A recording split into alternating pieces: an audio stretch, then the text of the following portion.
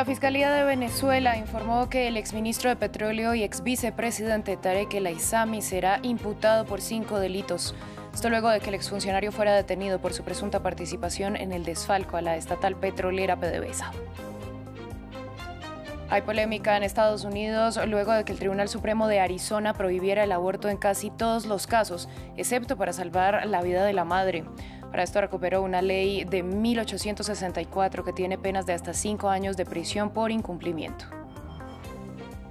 Benjamin Netanyahu reiteró que habrá una ofensiva terrestre en Rafah. Joe Biden a su vez aseguró que el primer ministro de Israel está cometiendo un error en Gaza. Esto cuando Hamas sigue estudiando la propuesta de los negociadores, pese a afirmar que no cumple con ninguna de sus solicitudes. Buenas tardes para todos, bienvenidos a esta emisión de Noticias en France 24. Soy Valentina Torres Sánchez. Damos inicio en Venezuela, donde el fiscal general Tarek William Saab anunció que el exvicepresidente de la República y expresidente de la estatal petrolera PDVSA, Tarek El Aissami, será acusado de 5 delitos. Entre los cargos se encuentran traición a la patria, apropiación o desviación del patrimonio público y legitimación de capitales. El Aissami fue detenido junto con otras 2 personas, Simón Serpa, exministro de Economía y Finanzas, y el empresario Samark López, en medio de la trama de corrupción conocida como PDVSA Cripto. Hemos logrado que se develara la participación directa y por ello su consecuente detención de los siguientes sujetos: Tarek El Aissami, exministro de Petróleo y expresidente de PDVSA, detenido para ser presentado e imputado por el Ministerio Público en las próximas horas.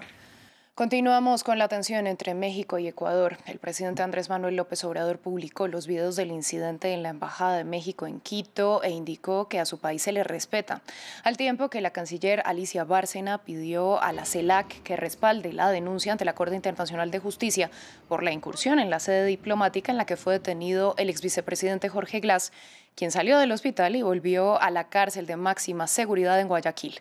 ¿Quién es el hombre que secundó a Rafael Correa y de qué se le acusa? Gabriel Corchon nos detalla su perfil.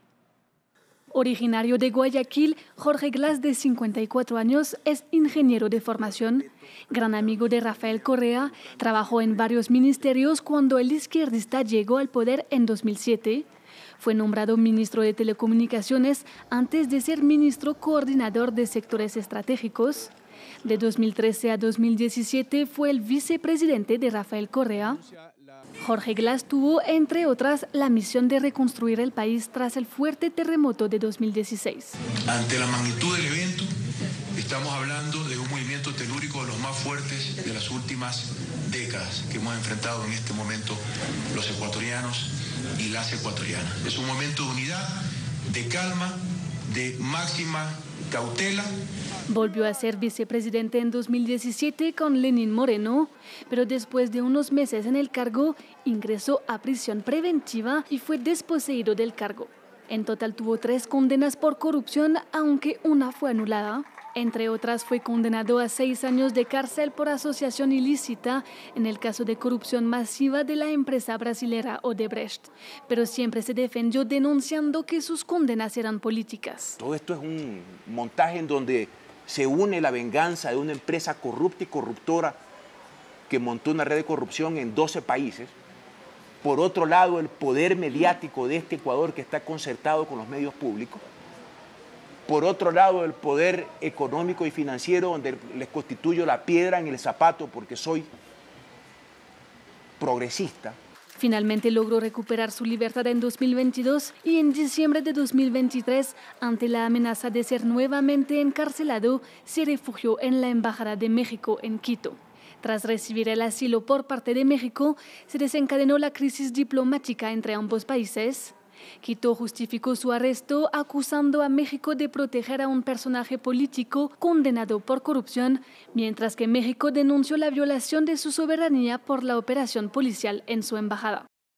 Vamos a Estados Unidos, donde crece la controversia luego de que la Corte Estatal de Arizona recuperara una ley de 1864 que penaliza los abortos en todos los casos, excepto cuando la vida de la madre está en riesgo. La normativa no contempla salvedades cuando hay incesto o violación y estima penas de prisión de hasta 5 años. Con esta decisión, Arizona se une a la veintena de estados que han prohibido o restringido el acceso a la interrupción del embarazo desde que el Tribunal Supremo revocó en 2022 la sentencia Roe versus Wade que protegía estos procedimientos a nivel federal.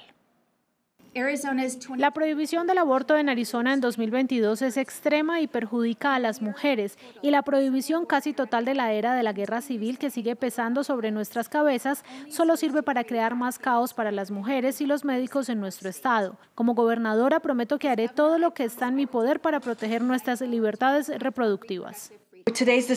Con la decisión de hoy, millones de arizonianos pronto se enfrentarán a una prohibición del aborto aún más extrema y peligrosa que antes. Esta ley de Arizona, que fue promulgada inicialmente en 1864, hace más de 150 años, no protege a las mujeres, incluso cuando su salud está en riesgo o en casos horribles de violación o incesto. En otras noticias, el primer ministro israelí Benjamin Netanyahu reiteró su promesa de invadir la ciudad de Rafah, en el sur de Gaza, a pesar de la creciente presión internacional para que detenga la guerra. Estados Unidos, el aliado más cercano de Israel, ha dicho que una operación terrestre sería un error y ha exigido ver un plan creíble para proteger a los civiles. Mientras tanto, Hamás indicó que continúa revisando la propuesta de cese del fuego entregada por los mediadores, pese a que no responde a sus demandas. Aún no ha revelado una fecha, pero el primer ministro israelí Benjamin Netanyahu dijo a los nuevos reclutas militares que Israel seguiría adelante con su asalto a la ciudad meridional de Rafah, en Gaza, a pesar de los pedidos internacionales para que se abstenga. Completaremos la eliminación de los batallones de Hamás incluso en Rafah. No hay fuerza en el mundo que nos detenga. Mientras tanto, las fuerzas israelíes han intensificado los bombardeos sobre Rafah, donde dicen que se esconden 4 batallones de Hamás.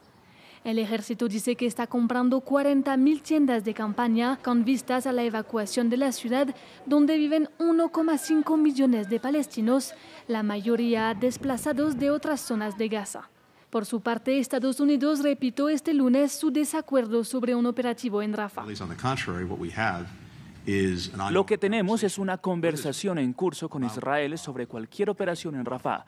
El presidente ha sido muy claro acerca de nuestras preocupaciones, nuestras profundas preocupaciones sobre la capacidad de Israel para trasladar a los civiles fuera de peligro, para cuidar de ellos una vez que están fuera de peligro y para tener cualquier tipo de operación militar importante que no haga daño real a los civiles, a los niños, a las mujeres y a los hombres.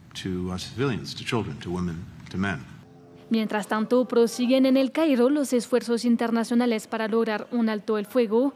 Hamás afirma que la nueva propuesta israelí no satisface sus demandas. El grupo militante quiere el fin de la ofensiva y la retirada total de las fuerzas israelíes. Israel está presionando por un plan que detenga los combates durante 6 semanas y por el intercambio de rehenes, pero indicó que no dejará de luchar antes de derrotar a Hamás.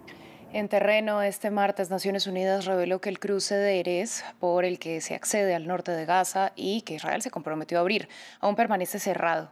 El organismo resaltó que en el norte del enclave el 70% de los habitantes que quedan están padeciendo hambruna. Actualmente solo están abiertos los pasos de Rafah y Kerem Shalom, por lo que los suministros que ingresan son insuficientes para atender a la población.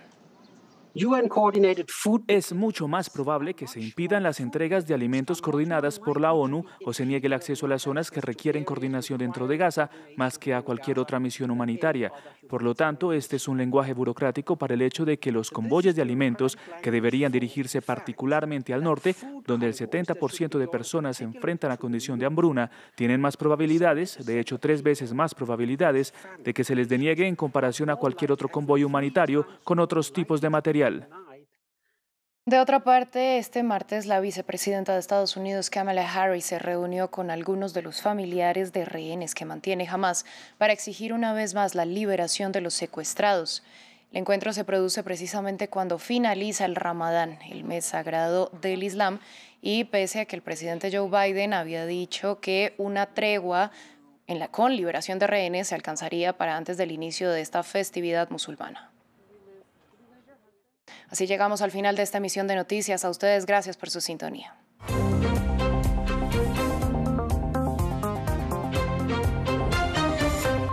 Aquí comienza el espacio que France 24 le dedica a medio ambiente. Calentamiento global, pérdida de la biodiversidad, contaminación, las crisis de un planeta en peligro. No podemos perder más tiempo. Así lo dijo el secretario general de Naciones Unidas, Antonio Guterres. Ante estos desafíos ambientales, surgen soluciones creativas. Descubra las salidas sostenibles para un planeta resiliente. Acompáñeme en Medio Ambiente en France 24 y France24.com.